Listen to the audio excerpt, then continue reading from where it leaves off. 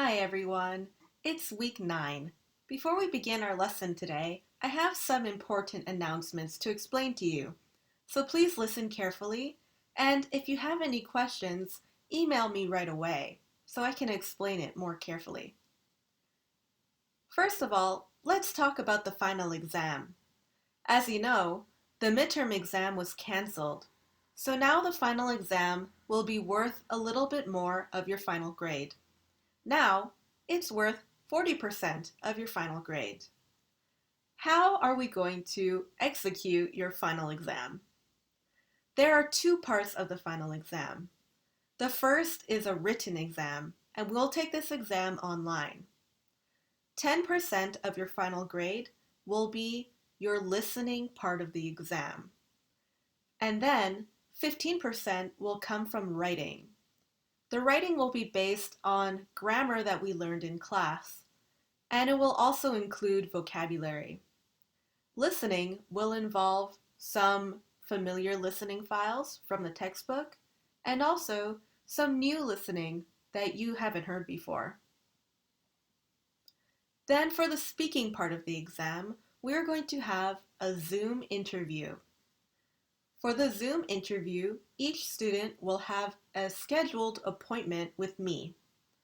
Then you'll have a very short interview together online with me, and that will make 15% of your final grade.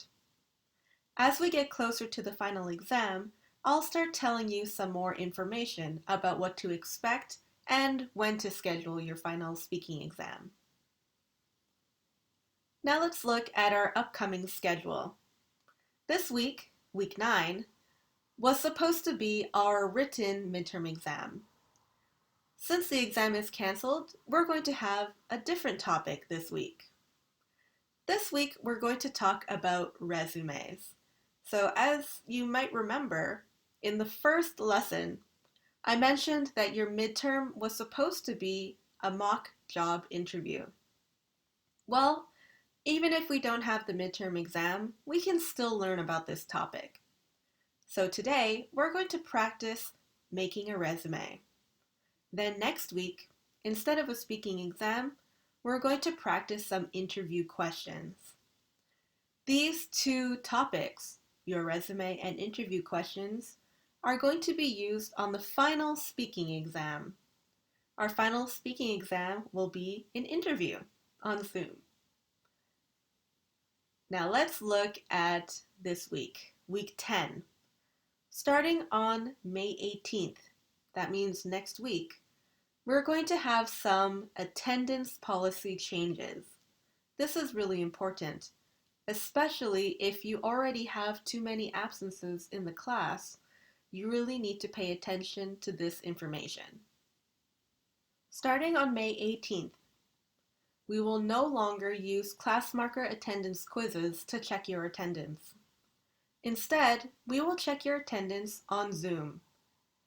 Every week, we will have a 30-minute Zoom conversation clinic. This is a short Zoom session in which we can practice speaking, practice using grammar, and do some exercises with a partner. We can also ask questions. That way, if you had some work that you didn't understand, or something that you want to improve or that you want feedback on, we will have an opportunity to talk together. In each Zoom session, we are going to review the topics from the previous week. You must attend the Zoom session to get your attendance point. Also, you must attend for the entire 30 minutes. There are some more details about the attendance policy for Zoom. However, I have put them on a written document, so please go to WISEC and download this file. Read the outline carefully and make sure that you understand all of the instructions before we begin Zoom next week. If you have any questions about Zoom, it's really important that you email me right away so we can be prepared before the Zoom classes start. Okay, so now that we have the important announcements out of the way, let's look at today's lecture. Today, we are not going to look in our textbook. We're going to work strictly from this PowerPoint, and we're going to learn how to write the perfect resume. This is something that a lot of people have a hard time doing because the idea of a perfect resume changes every year. So, how can we make sure that we make a resume that is really appealing to companies? First, let's understand the job application process. Here we see many people who are looking for a job. These days, everyone applies for a job online. The problem with that is that we don't get to meet our hiring manager until the interview. All we are is a name on a website. Or if we get lucky, they print our resume and we become a name on a piece of paper. So, how can we show ourselves to be valuable and qualified for a job when so many people are hiring or are applying? And especially now that we can apply online, thousands of people will compete for the same job. So, to understand the job application process, we need to look at both sides of the process. First, we're going to understand recruiters. What do they want and how do they choose? Then we need to think about you. How can I make a good impression on my resume? So let's start with the company's point of view. We're going to watch a YouTube video together. This YouTube video is an instructional video for companies, especially small companies, who don't understand what to do in the job hiring process. In this video, she will explain some simple steps to help the small companies understand the hiring process. So, what is the hiring process like from the company's point of view? After we watch, I'd like you to put the steps in order. Okay, are we ready? Let's watch the video. Small businesses can find the recruitment process a daunting prospect. Selecting the right person depends on following a series of distinct steps. This gives you a simple process that you can use no matter what type or level of position you want to fill. The process also ensures that your recruitment is efficient, effective, and fair. Let's look at each of these steps briefly. The first step is defining the role. You've made the decision that you need to take someone on, and that the best option is to have someone directly employed in your business. Before you rush off to find someone, think carefully about what the role is, the actual requirements of the job, and how it fits into your business and your future plans. Write a job description to help you clarify the purpose, tasks, and responsibilities of the job. Use the job description template to help guide you. And remember, this is about the job, not the person. The next step is to build a profile of the ideal person to fill this role. Again, there's a template and guidance available to help you. A person's specification will help you undertake the selection and interview process in a systematic way. The next step is attracting applicants. You need to start the search for suitable candidates. Think about where you can advertise to attract a wide range of good quality applicants. You're aiming to get the best response at the least cost. There are some suggestions given in this module. As well as where to advertise, you have to consider the advert itself. An effective job advert sells a position and the business. This is particularly important for small and new businesses because the company name may not be particularly well known. Keep the advert short and to the point, and make sure it's non-discriminatory and that you avoid gender or culturally specific language. You may consider using an application form when recruiting. This means you don't rely on each candidate responding in their own way. You can be sure the candidates provide all the information that's necessary and relevant to the job. And it also makes it easier to compare like with like and make your initial assessment. The next step in the recruiting process is selecting the right candidate. First, draw up your selection criteria. It's a good idea to create a checklist based on the essential or desirable skills and experience required. Use your checklist to assess how closely candidates match up to the job and person specification. You may want to ask your business advisor or a business colleague to assist you with the selection and interview process. This helps to make sure there's no personal bias in the process and is helpful if at least one person on the selection panel has been trained in equality and diversity issues. When you have your short list of suitable people, send them a letter inviting them to an interview. Take care with the interview process. Make sure you give every candidate the same opportunities to give the best presentation of themselves, to demonstrate their suitability and to ask questions of the interviewer. Use a consistent structure for the interview too. At the end of each interview, tell the candidate what happens next and when they can expect to hear from you. When you've made your decision, notify the successful candidate, but also remember to let the other candidates know that they were not successful. Finally, having made your decision and selected your candidate, there are a number of things you have to consider before they become an employee. The full details are in this module. I suggest you go through them carefully. If you follow these steps whenever you're recruiting, you'll find it more straightforward, and you'll also make sure that your recruitment is efficient, effective, and fair. Now let's review all of the steps that were mentioned in this video, and then we'll put them in the correct order. Take a look at all of the different steps. Attract applicants. Select the right candidate. Build a profile of the ideal person. Interview and define the role.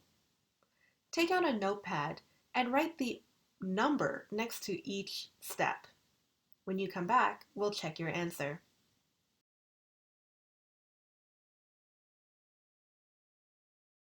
Let's check your answers. The first step in the hiring process is to define the role. You need to decide what you want and what you need this person to do. Next, we're going to build a profile of the ideal person. In other words, they're going to make a checklist of things that they want, qualifications that the person should have, and the sort of skills that they think they will need in their job. Next, we try to attract applicants. In other words, make a job advertisement. Next, we will select the right candidate, and then finally, we will interview this candidate. Okay, hopefully you got all of these answers correct. Now we're going to listen to the audio one more time, and I want you to fill in the blank. Here we have 5 sentences from the total audio. This is not the entire script, this is just a few sentences. Please listen and fill in the blank. When you come back, we'll check your answers. Small businesses can find the recruitment process a daunting prospect. Selecting the right person depends on following a series of distinct steps. This gives you a simple process that you can use no matter what type or level of position you want to fill. The process also ensures that your recruitment is efficient, effective, and fair. Let's look at each of these steps briefly. The first step is defining the role. You've made the decision that you need to take someone on, and that the best option is to have someone directly employed in your business. Before you rush off to find someone, think carefully about what the role is, the actual requirements of the job, and how it fits into your business and your future plans. Write a job description to help you clarify the purpose, tasks, and responsibilities of the job. Use the job description template to help guide you. And remember, this is about the job, not the person.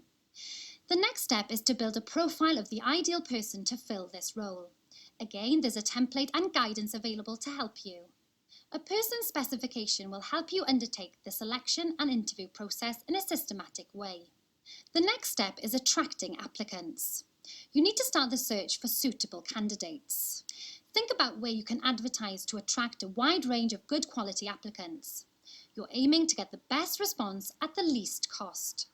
There are some suggestions given in this module. As As well as where to advertise, you have to consider the advert itself.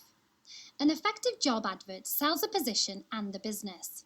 This is particularly important for small and new businesses because the company name may not be particularly well known. Keep the advert short and to the point, and make sure it's non-discriminatory and that you avoid gender or culturally specific language. You may consider using an application form when recruiting. This means you don't rely on each candidate responding in their own way. You can be sure the candidates provide all the information that's necessary and relevant to the job. And it also makes it easier to compare like with like and make your initial assessment. The next step in the recruiting process is selecting the right candidate. First, draw up your selection criteria. It's a good idea to create a checklist based on the essential or desirable skills and experience required. Use your checklist to assess how closely candidates match up to the job and person specification. You may want to ask your business advisor or a business colleague to assist you with the selection and interview process. This helps to make sure there's no personal bias in the process and is helpful if at least one person on the selection panel has been trained in equality and diversity issues. When you have your short list of suitable people, send them a letter inviting them to an interview. Take care with the interview process. Make sure you give every candidate the same opportunities to give the best presentation of themselves, to demonstrate their suitability and to ask questions of the interviewer. Use a consistent structure for the interview too. At the end of each interview, tell the candidate what happens next and when they can expect to hear from you. When you've made your decision, notify the successful candidate, but also remember to let the other candidates know that they were not successful. Finally, having made your decision and selected your candidate, there are a number of things you have to consider before they become an employee. The full details are in this module. I suggest you go through them carefully. If you follow these steps whenever you're recruiting, you'll find it more straightforward, and you'll also make sure that your recruitment is efficient, effective, and fair. Let's check your answers. Number 1. The process also ensures that your recruitment is efficient, effective, and fair. Write a job description to help you clarify the purpose, tasks, and responsibilities of the job. Number 3. You may consider using an application form when recruiting. 4. It's a good idea to create a checklist based on the essential or desirable skills and experience required. 5. Make sure you give every candidate the same opportunities to give the best presentation of themselves, to demonstrate their suitability, and to ask questions of the interviewer. Very good. So, when a company opens a job, they have a very clear idea of what they want and what they need. In other words, they are looking for the right tool for a specific job, and they want to find it as efficiently as possible. There are two really important assets that a company wants to save. They want to save time, and they want to save money. And everyone knows the longer it takes to do something, the more expensive it is. So, when a hiring manager is looking for someone to fill a job, they want to find them as quickly as possible. That is why some jobs use application forms. If you've ever been job hunting, maybe you have used an application form like this. For potential employees, this is considered kind of inconvenient because you already have a resume, but now you need to enter all of your information again. Why do companies insist on application forms? Well, there is a very rational reason for this. When you collect information in an application form, you can create a searchable database. That means whenever they need a new employee or if they want to look for a new candidate, they can quickly search. They can search by name, by experience or maybe their university degree, or maybe by their title. So, for example, if you are applying for an accountancy position, but you didn't get the job, maybe they'll have another position in a related department and they can search for your name very quickly. Next, they can also scan for keywords. This is really important for for hiring managers because it makes the process a lot faster. Next, they can automatically eliminate certain criteria. For example, if they only want PhD applicants, they can instantly delete the other ones. They can standardize the format of the information. Everything is very clear and it's easy to find the information. And of course, it saves time. So, what can we get out of this? The bottom line is that hiring managers want to make the process as quick and easy as possible. They want to see relevant information as quickly as possible. When you apply for a job and you are competing against hundreds of other applicants, you become a pile of papers on the page. On average, a recruiter will spend just 6 seconds looking at your resume. After that, they'll put you in a good pile or a bad pile. Once you're in the bad pile, then it's goodbye. So, we need to make our resume perfect, easy to see, easy to recognize all of our different skills, and of course, we want to stand out from the crowd. So, we know your resume is crucial, but let's look at why even more. So, remember our steps that we looked at before? Well, out of all of these steps, the first 4 out of 5 steps, you are only known by your resume. They will never see your face or hear your voice or listen to you explain your work history, not until you get to the interview point. Until then, you're just a name on a paper. So your resume needs to be perfect.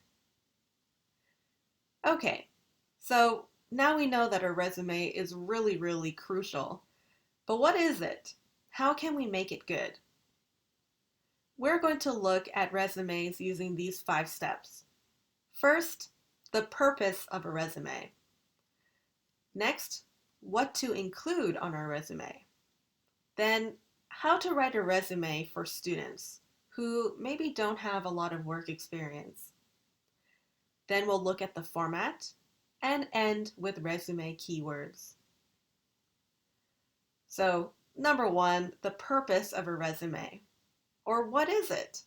A resume or a CV? Maybe you've heard this term before. These terms are often used as synonyms, but actually they're very different. Let's talk about the differences between resumes and CVs. A resume is something that we send usually to a corporate job. It's something that explains our work history and focuses on our skills.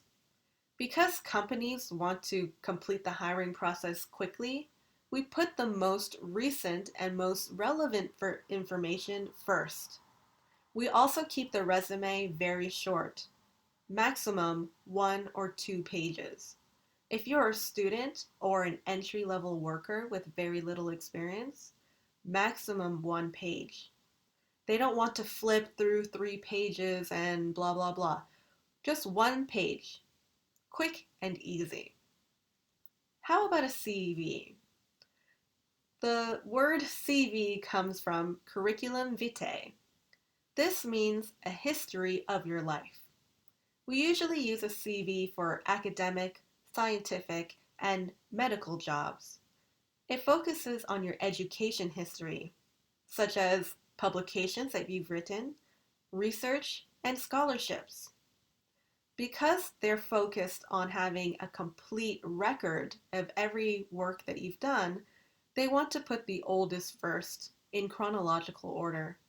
So they'll start at the beginning of your career and look through the entire history of your work. In this document, everything is very detailed. So if you ever want to apply for a PhD, you will send a CV. The people who will look at your CV want to know absolutely everything that you've done. But a job at a corporate office, they don't have time for that. They just want the short and quick version. So think of a resume as a sniper, and a CV is like a history book.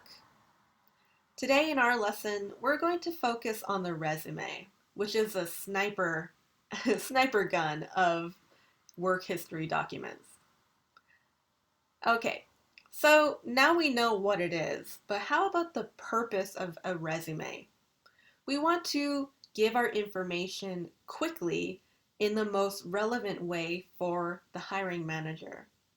But even if we apply for the same job title, it can be very different from company to company or from sector to sector. So let's say, for example, you want to work as an administrator or an administrative assistant. Think about an administrator in hospitality. What do they do? What is their responsibility and what skills will they need? Compare that to a medical administrator. This sector is very different. So it might require different experience. Maybe when they look at your work history, they will look for different types of employers. And for a third example, how about a legal administrator or a legal administrative assistant? What do they need to do in their job? What kind of skills do they need? So before we move on, I want you to take out a notebook. Think about these two questions. What skills will employers look for in each sector? How are they different in each industry? Write 4 similarities and 4 differences in your notebook.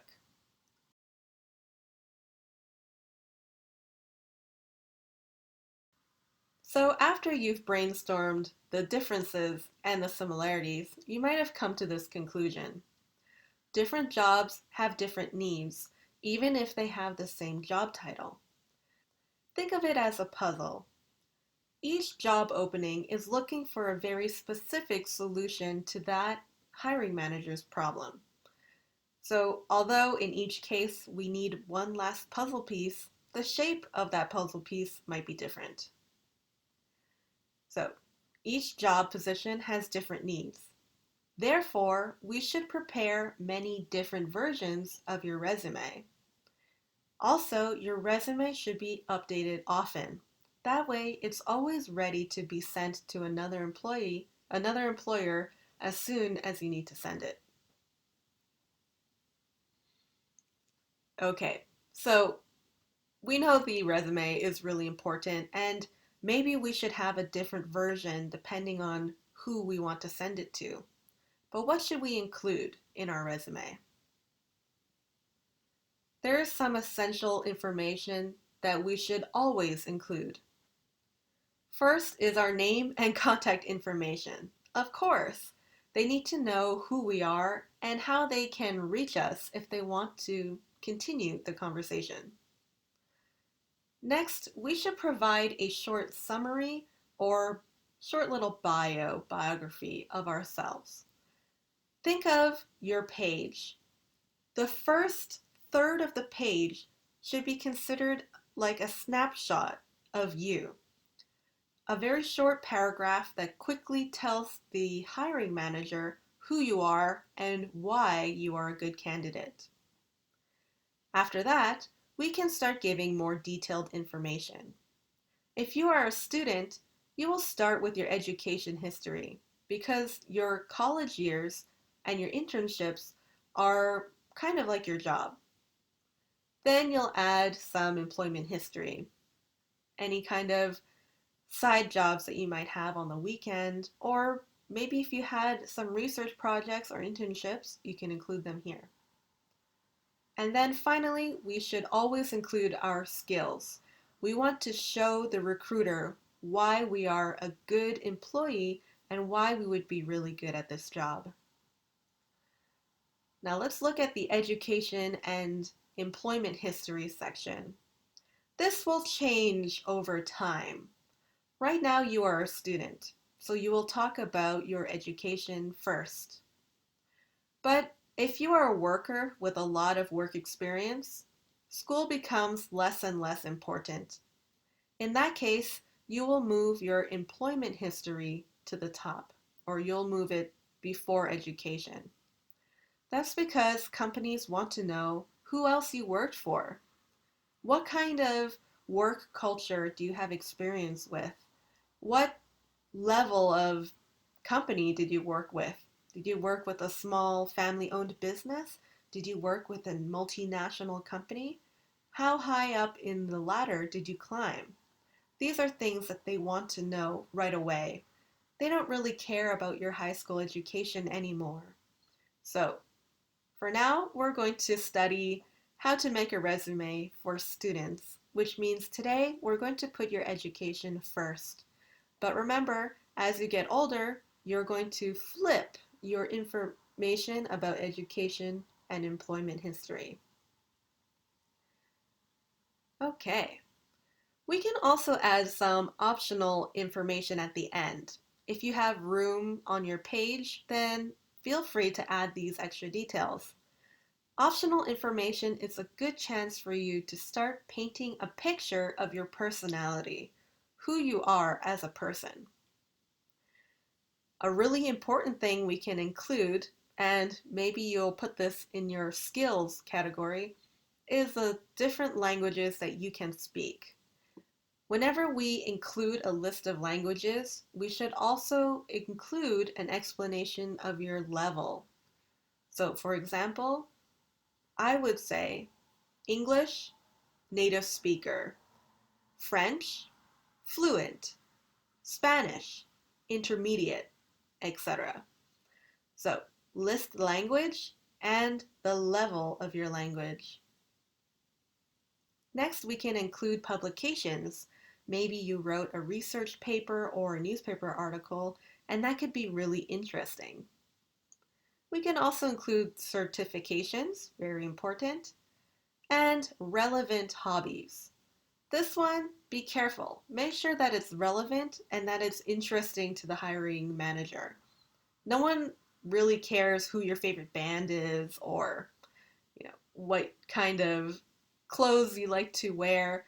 But if you have a hobby that is related to the job or that in some other way shows a skill like teamwork or leadership, then you should include that. Should you include a photo? In South Korea, including a photo is really common, and it might even be expected. However, it may be illegal in some other countries. Always check the law of the country before you submit a resume with a photo. In America, it's often considered kind of tacky or not in good taste to include a photo. That's because they have certain laws about hiring people without racial discrimination. So always check before adding a photo.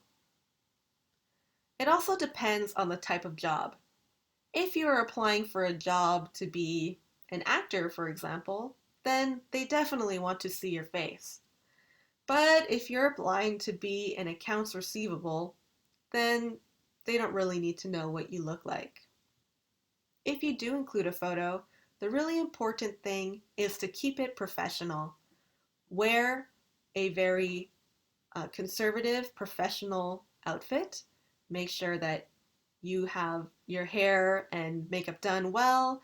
And of course, keep it very clean and clear. A simple photo, not a photo with your friends or at home. One more thing.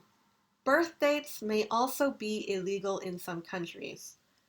So Maybe in South Korea or in your country, you might include your birth date.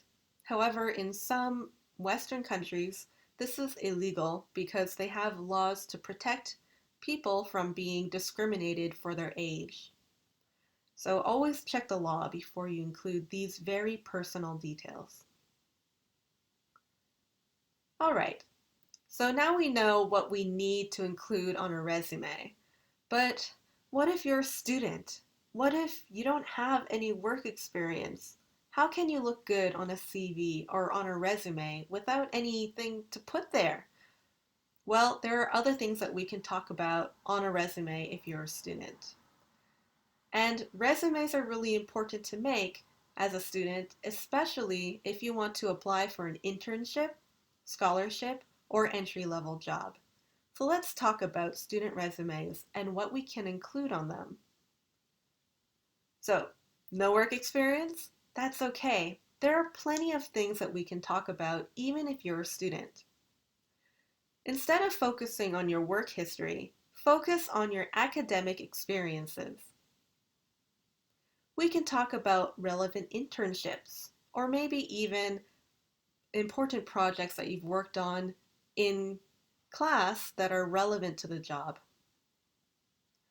We can discuss awards that you've won, academic achievements, maybe a top score in a very difficult standardized test.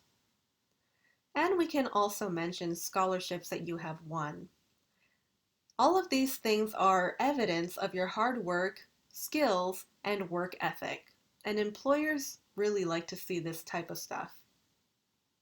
We can also include extracurricular activities. These are activities that happen outside of class. For example, volunteer work. Volunteer work shows a really strong work ethic, and it also shows your community involvement. You can also include school clubs or sports teams because these demonstrate teamwork, collaboration, communication, and leadership. Speaking of leadership, we can also include leadership experiences. For example, maybe you participated in the student body elections, or maybe you were the head of a school club, or you presented a speech before the graduation ceremony. These are things that you can include in your resume to show that you've worked hard as a student. We can also focus on your skills. Maybe you don't have a lot of work experience yet, but you want to show that you are prepared to take on more experience. There are two kinds of skills. In English, we call them hard skills and soft skills. Let's take a look at this image. Hard skills are technical skills. They are skills that can be learnt, trained, and practiced. For example, a language, typing speed, computer programming. These are things that we can take a course and train to do. A soft skill is an interpersonal skill. This is our people skill, the way that we interact with other people. This can include communication, flexibility, leadership, teamwork, time management. Having a balance of both of these skills is really, really important. The hard skills look really good on your resume. These are the things that will make a recruiter keep your resume in the good pile. Once you get to the interview, your soft skills are really going to be important because now you can express yourself as a person and show your soft skills to this hiring manager.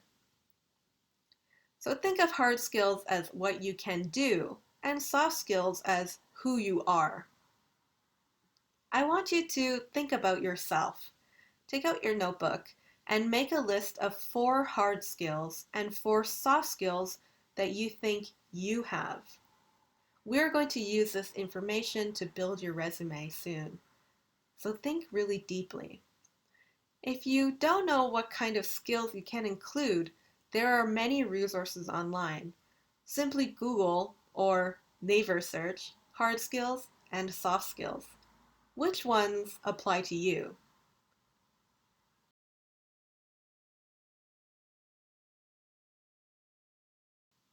Now let's talk about the resume format. There are many different styles of resume, and if you look online, you might see that there are three main formats that are usually accepted by recruiters. Today we're going to focus on one style called the chronological resume. This is the most popularly accepted style that recruiters really like to see. It's very simple and it's very straightforward. We can see the information very clearly in a resume like this. In this resume format, we always start with our contact information. Then we give a short summary or objective.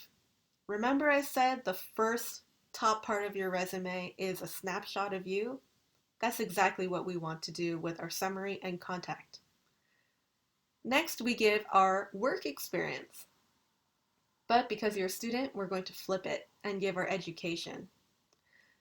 Then after our education and work experience, we talk about our skills. And finally, if we have room, we add our optional information.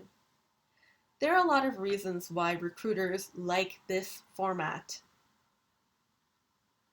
First, it's very practical.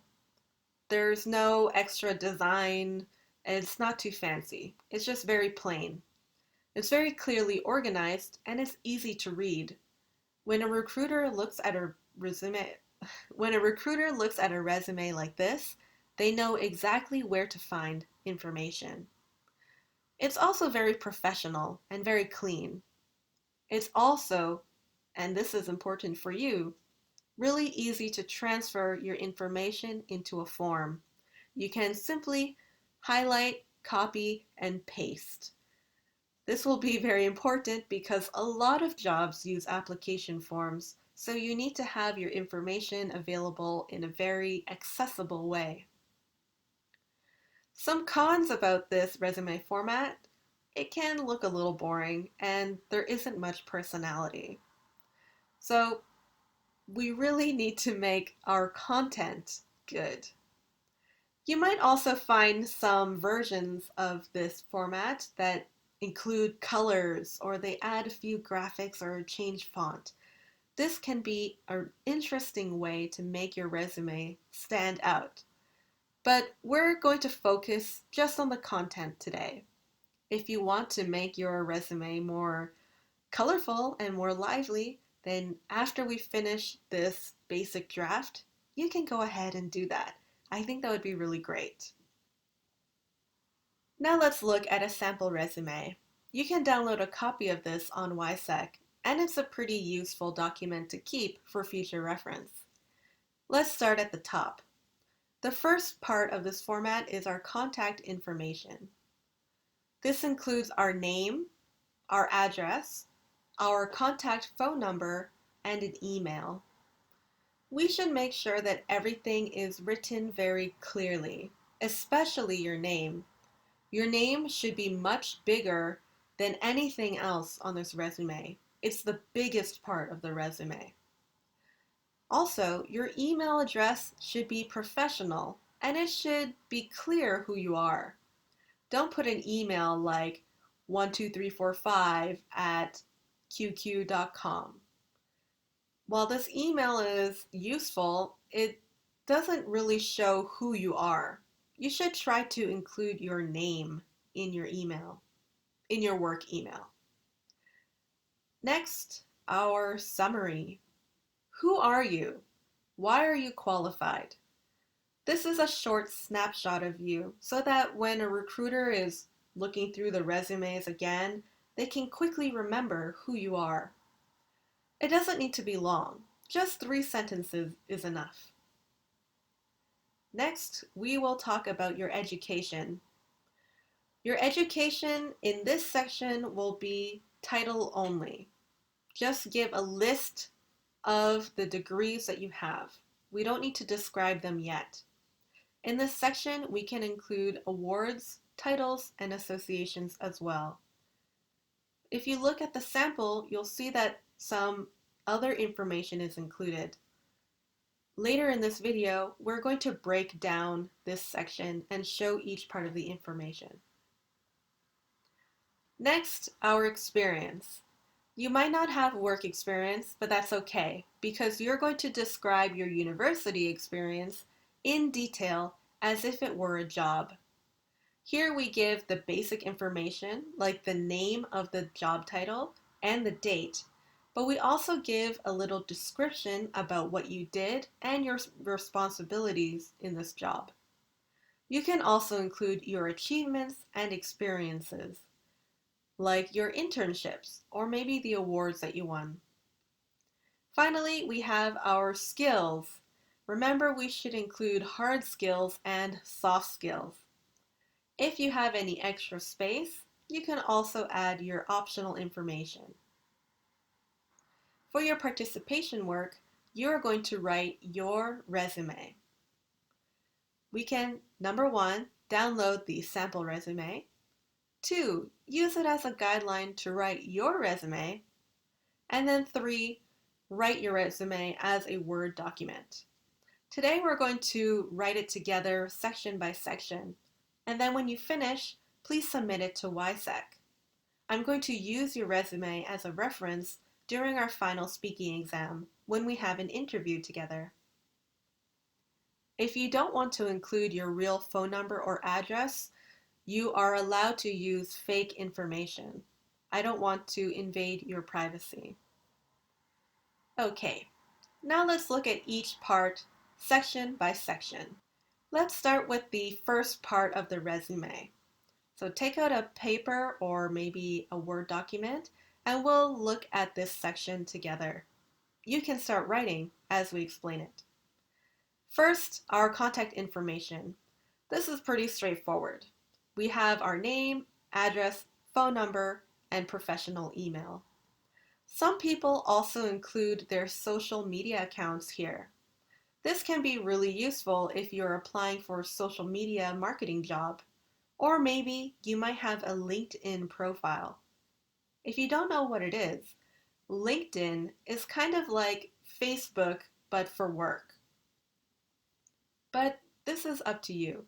Remember that anything on your social media profile will be visible to your possible employer. So don't link them to your private Instagram account that has pictures of you on the beach in a bikini. Keep it professional. Next, our qualification summary has 3 parts. Okay, so let's look at this paragraph. We'll break it down sentence by sentence. And then we're going to write a summary together. Our first sentence will quickly describe who you are. Not who you are in your soul, but who you are on the surface. Let's read this sample together. Current undergrad sophomore in business finance with dozens of classroom hours in finance managing and banking related courses. In this sentence, they described that you are a student, the major that you are a student of, and the kind of course experience that you have that might be relevant to this job. Great, so they know that you're a business student and you know about finance management and banking. That's a great snapshot. In the next sentence, we're going to describe why you're qualified. Why do you think you would be a good fit? I am self-motivated, highly reliable, and can learn quickly. Now in this one sentence, we've described some skills that we have.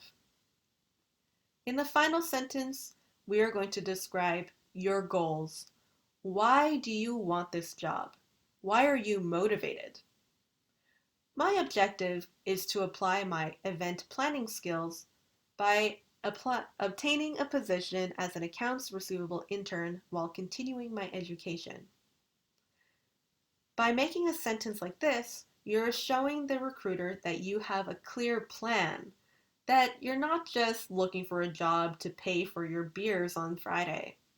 You have a clear intention, and that means that you have intention in your work ethic. All right, now, how can we write this summary ourselves? It's very daunting, and you might notice that the language is a little bit different on a resume. In the first sentence, we didn't include the word I. Generally, we are advised not to use personal pronouns in a resume. However, in a summary, it's kind of acceptable to include them here, especially when it's so short. But you'll see lots of important keywords like self-motivated, highly reliable, and event planning skills. So, to make it easier for you, I've made a fill-in-the-blank summary.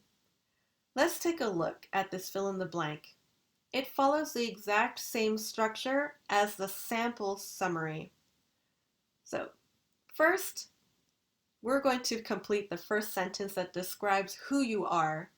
You want to say that you are a student, what your major is, and what classes you have taken.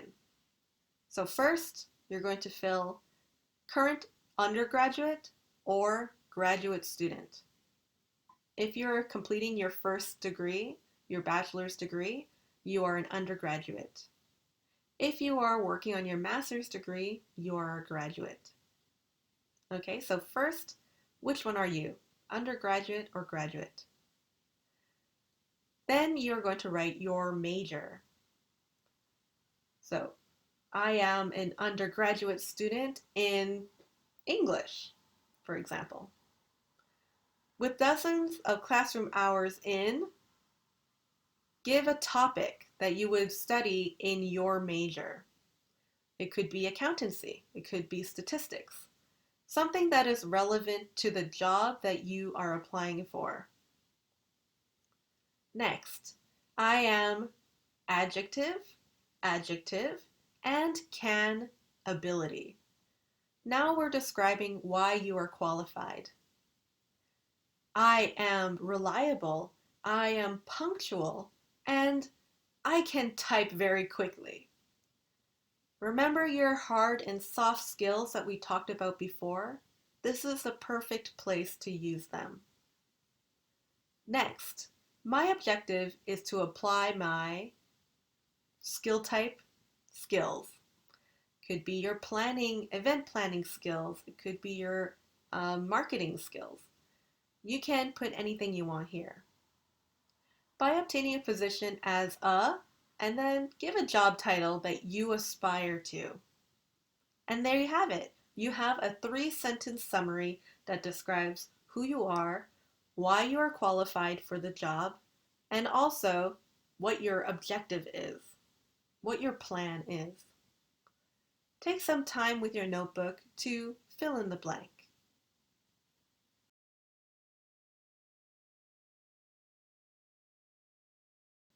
Great work.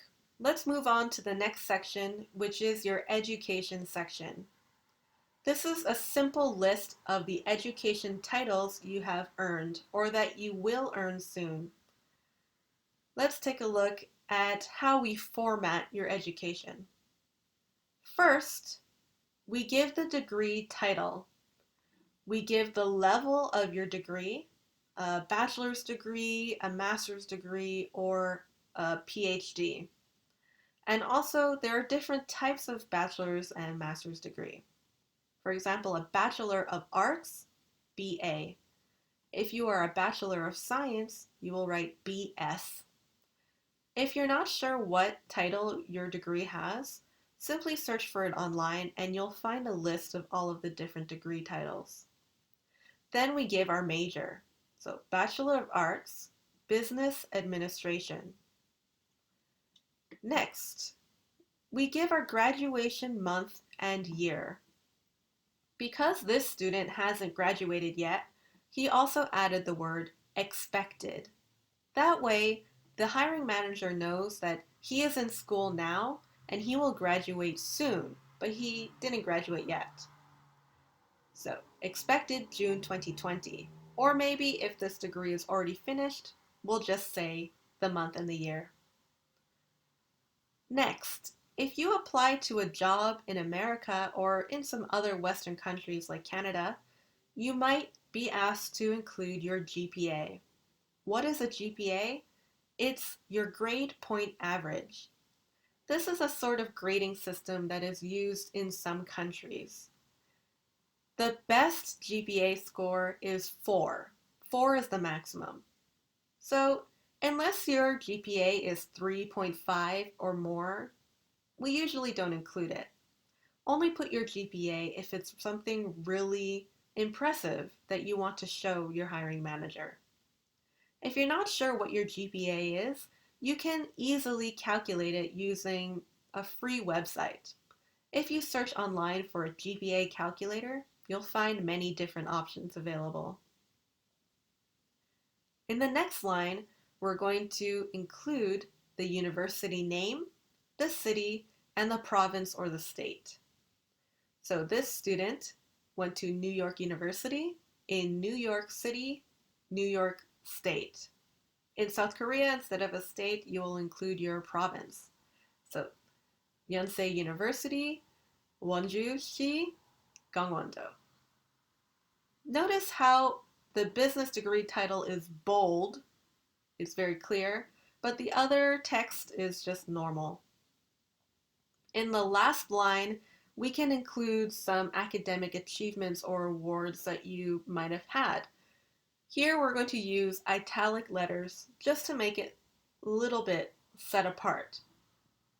This student earned the Dean's List. Wow, he was the rush chairman. He was part of this fraternity, Alpha Beta Kappa. Maybe you've heard of fraternities and sororities in movies. This is something that's more popular in America, and it's a kind of student association. So we can include those titles here as well if you have them. If you don't have them, that's okay, just leave them out. All right, now let's look at the next part, experience. This is the really difficult part, especially if you don't know what your experience is.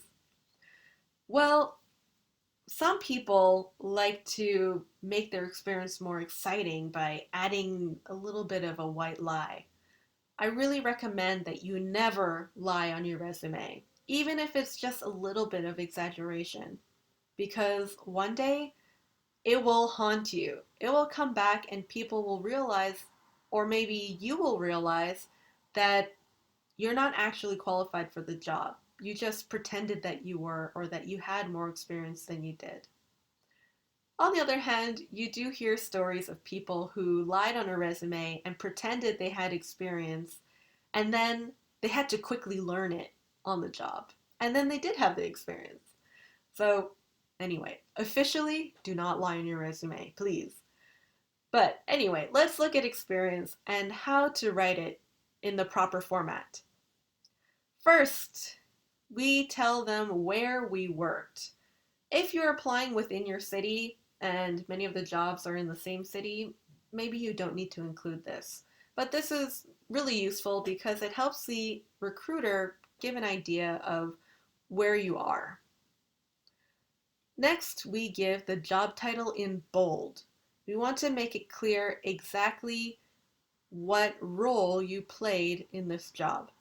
Because you're a student, your job title is student. And then we give the major.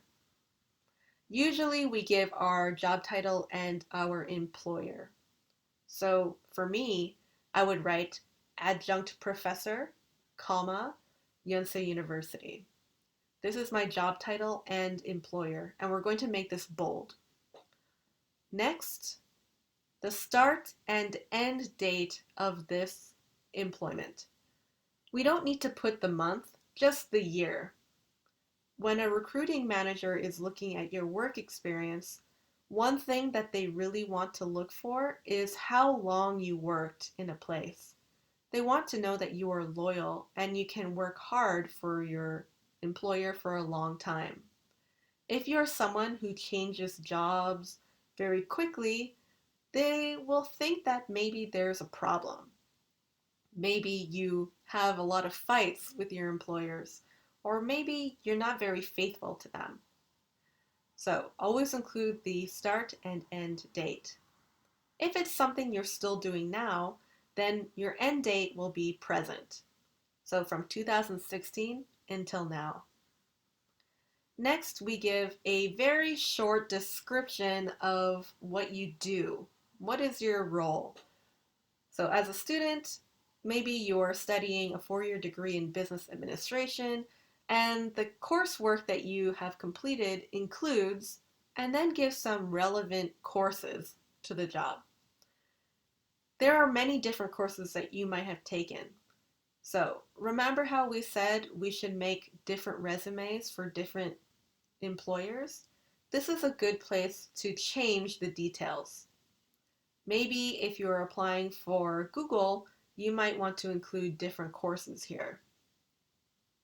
Then we can also add our awards and achievements here. This can include our extracurricular activities as well, like a school sports team or volunteer work. Notice how our awards and achievements are pushed in on a bullet point. That's because we want to separate that from our actual job description. So job description and then separate our achievements. Next are skills. In this template, I've made 2 columns. On the left, I wrote some hard skills, and on the right, I wrote some soft skills. There are 4 of each. So remember our previous exercise when you thought of 4 hard skills and 4 soft skills? Well, now you can simply just copy and paste them into this part of the resume. Or you can change them. If you want to add some more, you can play around with the font size a little bit. Just remember, it should be easy to read and very clear. So we should use font 10 to 12. Also, we should make sure that we choose a text style that is really clear to read. So don't pick a fancy calligraphy or a color that is too light. If you want some extra resources to help you build your resume, there are lots of websites available. The template that I showed you is the really basic version. We're just learning about the format and the content. If you want to make something that's really beautiful or really unique, there are lots of websites that can help you do that easily. One very nice free resume building site is Resume Genius. I really like this site because you can look at examples of resumes for all kinds of jobs, and I mean a lot of different kinds of jobs. And you'll see how each industry or each sector is looking for different things. For example, I included here in accounting and finance resume examples, they have account manager, accountant, bank teller, bookkeeper, etc. This is really useful for you to learn from. You can also, if you're just curious, look at resumes for other jobs that are very different, like firefighter or police officer. What kind of things do they need to become a police officer? I just thought it was interesting to look at and learn about. So I really recommend this website because it has a lot of useful information. Next is resume.io. This one is really great for building your resume.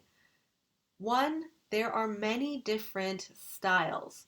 If you look closely, you can see that they're following the same format. They have name, contact information, summary, and then our skills, work experience, education.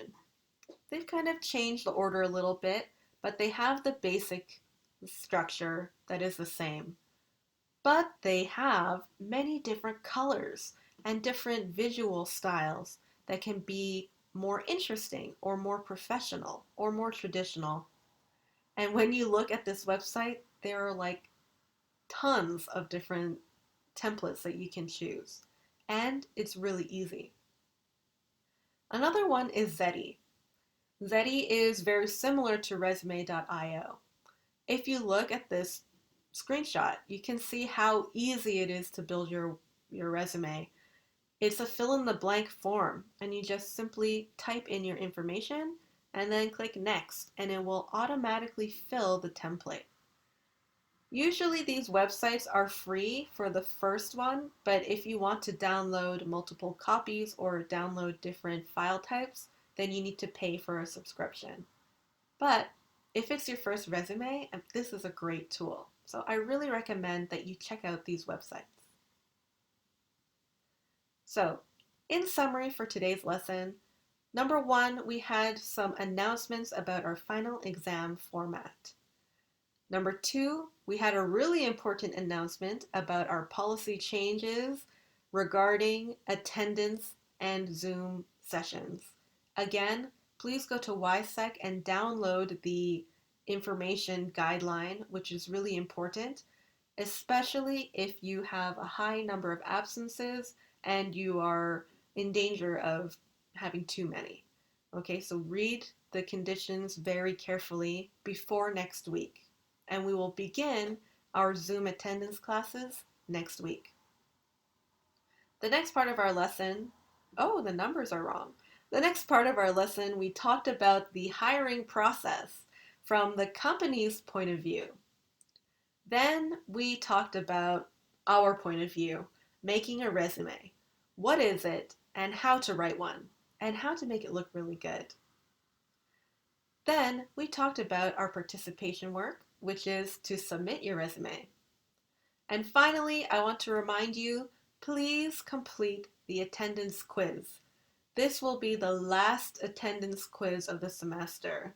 So don't forget, okay? This will be the last one, and then next week we will begin our Zoom classes. All right, everyone, that's it for this week's lesson. I hope you learned something very useful for you in your real life. Because we didn't have a textbook lesson today, I thought, wow, we should do something that's real, something that you will really use and that is actually interesting. So hopefully at the end of this lesson, you will have completed a perfect resume and you can keep it and use it in real life, and hopefully it will be useful to you. Okay, thank you so much for your attention and your hard work, and I'll see you for real next week in a Zoom lesson, our first Zoom lesson together. I'm really excited to talk to you. I think it will be really fun. Okay, thank you so much and enjoy your week.